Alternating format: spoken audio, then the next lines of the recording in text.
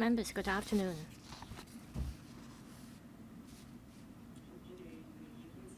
I call to order the meeting. Agenda item 1, matters arising.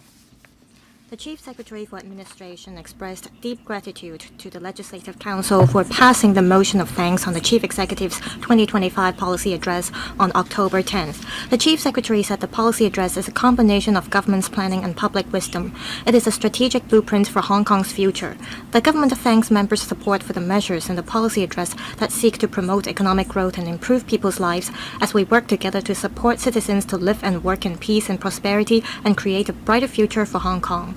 The administration will continue to maintain rational and constructive interaction as well as close communication and collaboration with the LegCo. It will carefully study and consider the views expressed by members on various policy areas during the motion debate.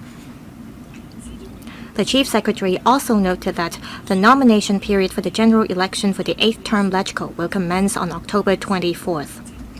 The administration will devote all efforts in preparing for the election to be held on December 7th to ensure the election is conducted in a fair, just, honest, safe, and orderly manner. Agenda item 2, Legal Service Division report on subsidiary legislation. We will deal with one subsidiary legislation today.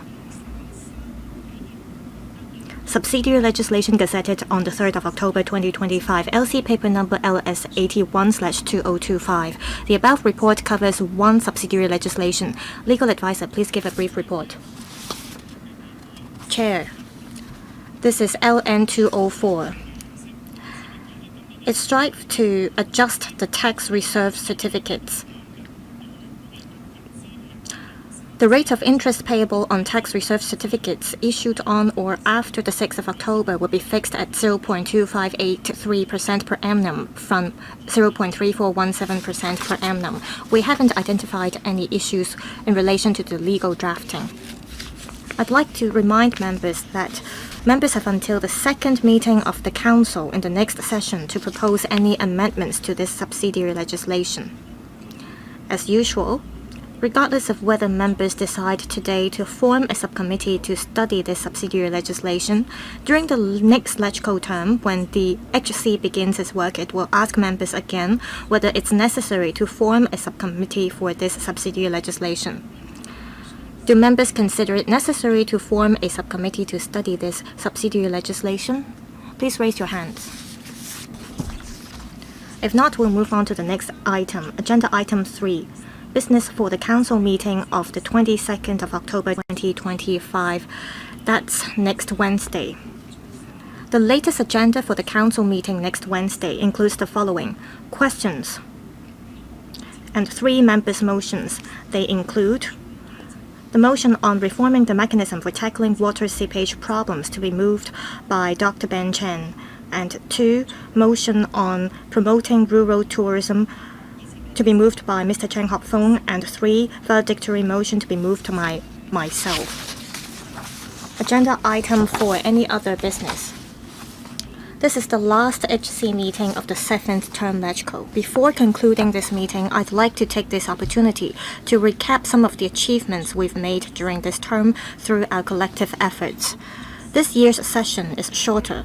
Regarding the timetable for tabling the bills to the LegCo and the progress of the scrutiny work, Deputy Chair and I kept in close communication with the Chief Secretary, and we've been getting positive responses.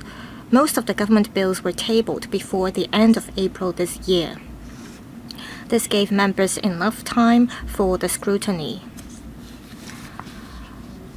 Of the 41 government bills passed this year, 85%, that's 35 bills, were passed before the end of July.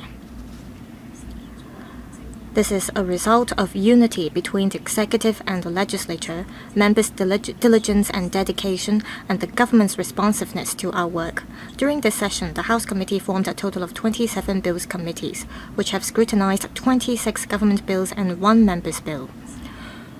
The House Committee considered 200 pieces of subsidiary legislation and formed 11 subcommittees to study 27 pieces of subsidiary legislations in detail. Notably, the HC supported the government's work in making the subsidiary legislation under the Safeguarding National Security Ordinance.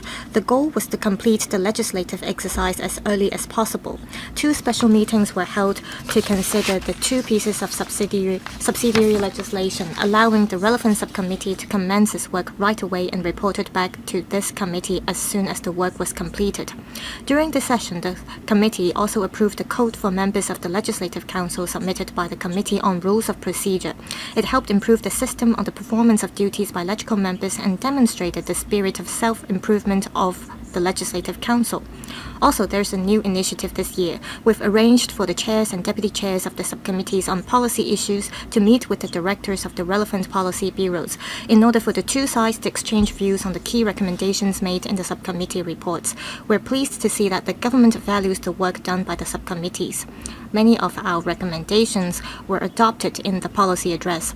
The House Committee will hold its end-of-session press conference at 11 a.m. next Monday, on the 20th of October.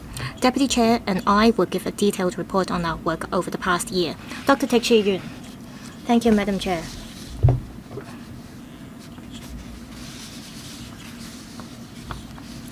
To thank Chair and Deputy Chair of this House Committee under AOB, is that appropriate? Thank you.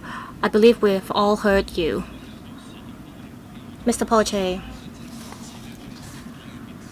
I want to know how much time we have for each member during the valedictory motion. In the last meeting, we agreed to give each member a chance to speak. How much time will we get for each member? 5 minutes. Lastly, as we are all aware, Mr. Chan Kin-po, Deputy Chair of this committee, will not seek re-election for the next term. Mr. Chan has served as a LegCo member since 2008 with great dedication. He's made significant contribution to this council. He was the chairman of the Finance Committee in the previous LegCo term. He has also been the Deputy Chair of the House Committee over the past 2 years. On behalf of all members of this committee, I'd like to express my gratitude to Mr. Chan. I'd also like to thank sincerely all members and the Secretariat for their support of the House Committee's work. Today is also the last time for Miranda, who's sitting next to me, to join our meeting. She will retire at the end of this year. On behalf of all members, I'd like to thank her for her professional service over the years. She's been serving the LegCo for many years,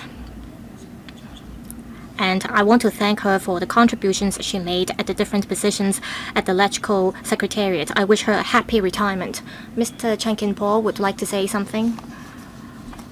I've just noticed that Dr. Starry LEE will thank me, so I'd like to say a few words in response. I'd like to thank Dr. Lee for her leadership, for making sure that the HC runs very smoothly. Well, we won't have the FC meeting today, but I think I'll be short. I'd just like to thank everyone for your support. Let's thank Mr. Chan Kin-po and Miranda and all of us. It is our collected efforts that ensure the effective work of the HC. There being no further matters, meeting adjourned. Thank you.